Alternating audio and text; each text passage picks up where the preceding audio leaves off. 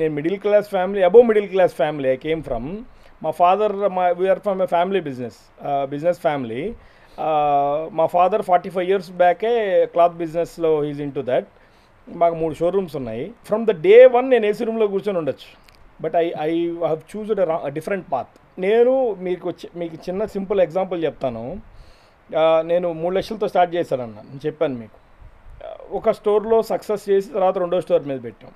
రెండో స్టోర్ మీద ఎక్కువ పెట్టుబడి పెట్టాల్సి వచ్చింది, చాలా అప్పులు అయిపోయినాను. ఆ టైంలో నేను మ్యానుఫ్యాక్చరింగ్లోకి వచ్చాను. I'm talking about 2014 story. Right. Manufacturing start చేసినప్పుడు 4-5 ఫ్రీజర్స్ సెకండ్ హ్యాండ్లో పెట్టి, మిషన్స్ కూడా సెకండ్ హ్యాండ్ పర్చేస్ చేసి, మ్యానుఫ్యాక్చరింగ్ గురించి ఏం తెలియక, there is a machine called pasteurizer, పాలు కాగబెట్టే మిషన్. అది we don't have a budget for pasteurizer technology మాత్రం చూసుకోవచ్చు. పాస్టరైజర్ అంటే ఏంటి? ఒక డబుల్ వెజల్ ఉంటుంది. ఒక 2 వెజల్స్ మధ్యలో వాటర్ పోస్తారు, కింద నిప్పు పెడితే హీట్ వస్తే ఈ వాటర్ బాయిల్ అయ్యి, ఆ వాటర్ హీట్ వల్ల మిల్క్ బాయిల్ అవ్వాలి.